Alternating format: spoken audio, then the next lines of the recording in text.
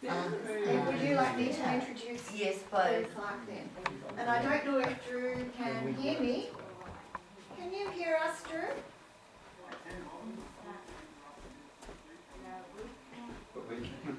Well, Minister, would you prefer to continue on, or will we hear from Drew now?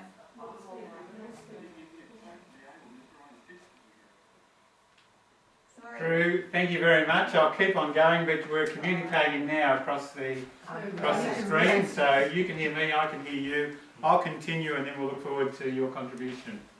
Thank you. Excellent. So, Drew, I was just talking about this wonderful program and this wonderful community and what it's achieved through these couple of projects, and I've been certainly impressed with what we've already heard and seen today. So I was mentioning that these two grants, totalling around about 125,000, that has been made available through round 5 of the Capacity and Innovation Funding Program, has helped fund these two out of the 56 that were funded through this particular round. And the diversity of those particular grants has been wide and varied, but I think they've honed in on to, as the name suggests, using innovation to achieve things and the local capacity of the organisation to do that. And they recognise what is needed locally, and you've really identified some things that locally but also have regional significance as well, as been explained by Evelyn in some detail here.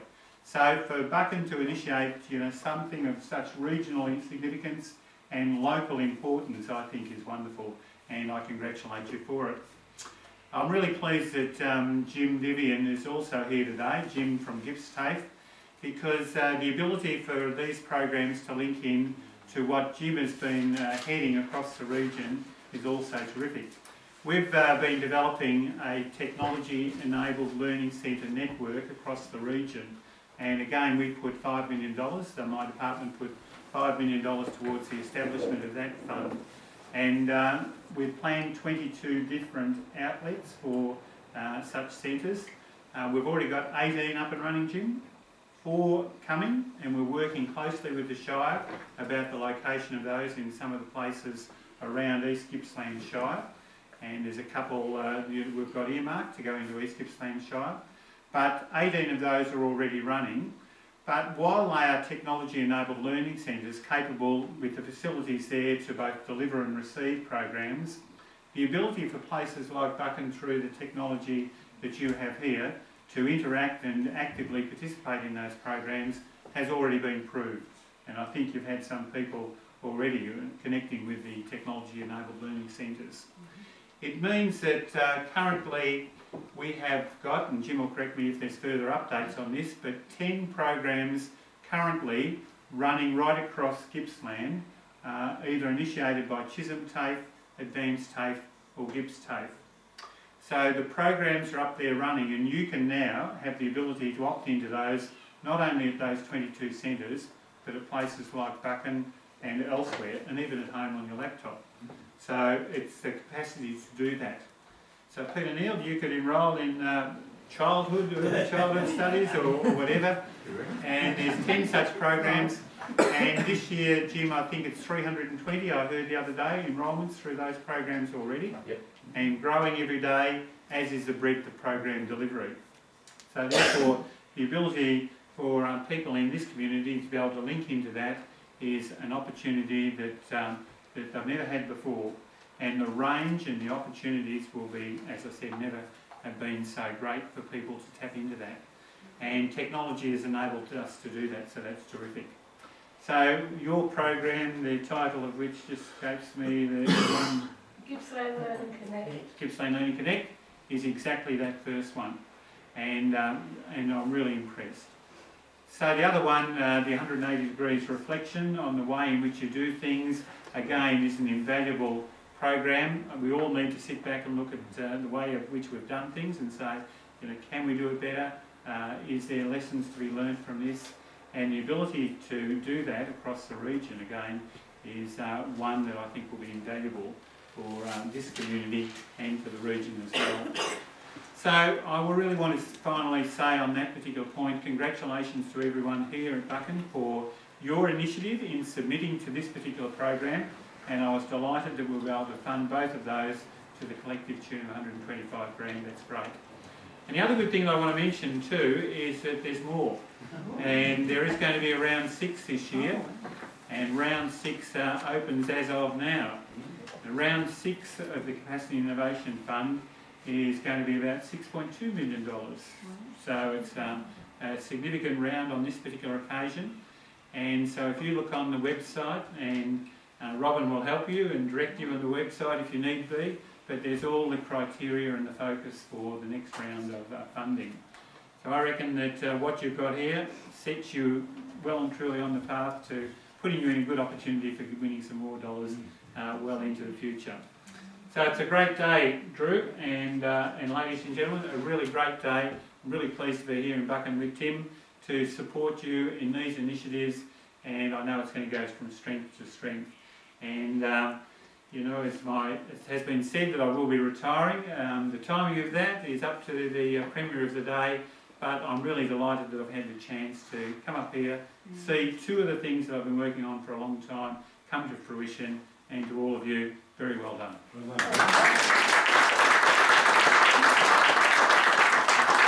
Thank you, Minister. That's great, and it's just a great day, I think, for Buchan too. So I'd like to introduce you to this man on the screen here. You know, I think your loss actually, Drew, that you're not here in Buchan today, because it's a beautiful day, and I think this is my first time in Buchan, and I can see that I'm going to have to come back and explore the caves and the area around here. It really is lovely. So Drew Clark is actually Secretary for Department of Communications, so the federal government. And Drew was appointed Secretary of the Commonwealth Department of Communications in March 2013. The portfolio is rather a large one. It includes the ABC, SBS, Australia Post, the Australian Communications and Media Authority, the Telecommunications Universal Service Management Agency, and the National Broadband Network Company. So now I know why you're not here today. Drew, I don't know if we're going to be able to hear you, but would you like to say a few words? Thank you, Robin. So let's just do an audio check. Is this coming through okay? Yes. Yes. Yes. Very good. Okay. Well, thank you very much, and for the opportunity to lend my support to the announcement today. And the Minister went first. There's a well-understood tradition that ministers speak before bureaucrats, so I think we got the order right there. I'm here representing my Minister, Malcolm Turnbull, and of my remarks is just to give the gathering a few of the federal government programs that are relevant. But I agree with you that I would rather be in Buchan, because I actually know your area reasonably well. Early in my career, I was a land surveyor with the Victorian Lands Department. I spent in Ansdale. I've done quite a few surveys in your area. I've been down the caves and I'd much rather be down there doing that again than sitting here in Canberra. So two updates, programs that we're working on that are, I think, directly lots of projects that the Minister has launched there today. First, broadband, and second, mobile communications. So just look, Minister Turnbull released a study that we've done on broadband availability and quality in Australia. And the key finding from that study was that there are around 0.6 billion premises, households or businesses, with either no broadband service or, by modern standards, inadequate broadband service. And when I looked at our website last night, I noticed really that your region, Buchan in particular, was in the lowest category of underserved by standards. So it has directed the National Broadband Network Company to give priority to those regions. So they're telling the company clearly that one of the major reasons government in broadband is to deal with underserved areas, and regional and remote Australia are classic examples of that. So the company, NBN Co, is evaluating what it can do to expand and broadband technologies, wireless, fibre to the node, fibre to the premises, which ones will make most economic sense to build quickly and to give regions the broadband service that you need to capitalise on what technology is capable of doing. Government's also very conscious that the interim satellite service, which was intended to be a bridge, if you like, for regions such as yours, has now reached capacity in Victoria, and we're looking at that can be addressed in the interim period. The second issue of telephone communication. Now, the government came into power late last year with a new 100 program to address mobile black spots around Australia. Now, 100 million sold black spots of our country, but it can provide 250 to 300 additional mobile towers to fill in the most urgent and critical black spots. The government is currently asking communities, residents, local government to nominate the areas that are most critical to be filled in with this program. And if your region hasn't already nominated in regard to your area, then I encourage so. So I guess my final remarks, Robin, would be to say that it's really a truism now, a profound impact on matters such as health and education, digital technologies can have. And that impact is in both urban and regional areas, but of course it's the regional areas that need the infrastructure to be able to capitalise on it. And that's where our broadband and mobile communication programs come in. So, and the sorts of projects today are around to utilise that infrastructure. So I congratulate you on the programs that have been launched today, and I wish you all the best in the future. Thank you for the opportunity to join in.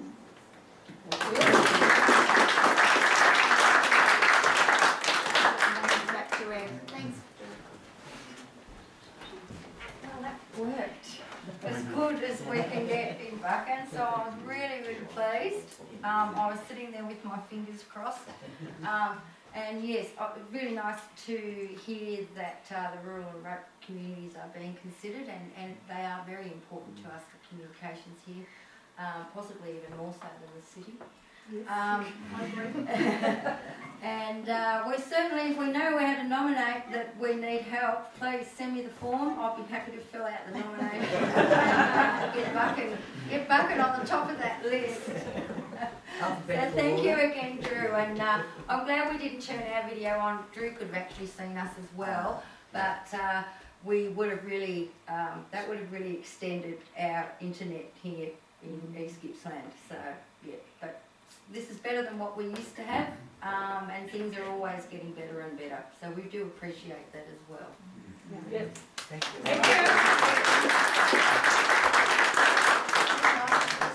Thank Very strange. Look, we've tried these sorts of things a couple of times, and sometimes they've gone well, sometimes a bit more scratchy, and you can even see today that there's still that little bit time delay. There's about 100 people over the road there. Yes, and we're not too sure too. We've got all our strike teams here and there, possibly on mobile too, so thank God for that. We have actually had busloads of teenagers come in, and that's the end of our internet. With, you know. But it was really good when you had the Bike Victoria here, though, wasn't it? They were able to turn up the capacity, so there is a bit of it to be able to do that. Yeah, they can do the trailer. Yeah, they Great can. big bike riders, Yeah, they can. And they have in the past during the fire periods increased our communications for radio and internet. We're still on 3G here, but it is proposed to go 4G. It's just a matter of time. So that will again improve our internet there.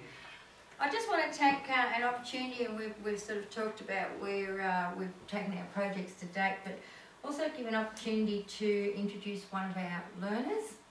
Her name is Sharon Hyatt.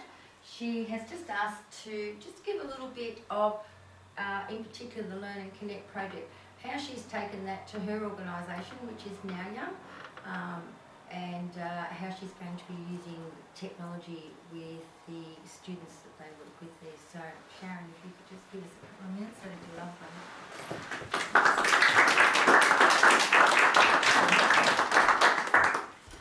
Well, thank you for the opportunity, Evan. I didn't know I was going to be asked to speak until about 20 minutes ago, so please take that into consideration. As you heard from Evelyn, I'm working at Now Young. I'm the communication coordinator there. Communication is a real difficulty with people with disabilities. So we were looking at how can we assist them, how can we best support them to move into the community, and we were recognising there was a lot of young people coming, especially from the specialist school, with technology based. They're already bringing their iPads, they're knowing how to do these things. So we recognised that we needed to move our company, our organisation into technology and to embrace it and to teach safety, which was one of our major concerns as well. So we connected up with the Learn Local and we're teaching some pre-accredited ACFI courses. We've moved down to the community hub through the East Gippsland Shire. We've opened up 3 or 4 rooms down there and that's working really well. We're delivering pre-accredited hospitality courses with the view of moving into learning how to put them into a Moodle, and that's where we're using our Learn and Connect program. We're just at the very beginning of that, so we're hoping that we will be able to have our own Moodle. We'll have our students be able to access the Moodle through all the iPads that we've been able to purchase through the ACFI funding, and that they will be able to look towards perhaps getting some form of employment down the line. We're also doing digital literacy, of which I'm the tutor, and they're loving that. They love the fact that they can walk into McDonald's, for example, and be just the same as everyone else, because let's face it, an iPad's cool, and that's how they feel. So we're teaching safety, we're teaching, hoping that they can go out into the community and work, or at least be able to communicate their needs and their wants in an easy way. And they're also being opened up to the wider world. We have a local radio program called Yakety Yak. Some of you may have heard it. We've interviewed some people. Thank you, Tim. We may do them there. You're on my list. And we've done Peter too. We've had Peter as well. So that has transferred into, we now podcast that over the world. So we're using technology to showcase what our people can do. And we've now got, I think, about 100 people worldwide have just come on board on the podcast. So anybody here who would also like to be interviewed, please see me afterwards. Always looking for interviews. That's about it really. We're really enjoying the Learn Local environment and being able to then transfer that to our participants who are loving it as well. So thank you for the opportunity.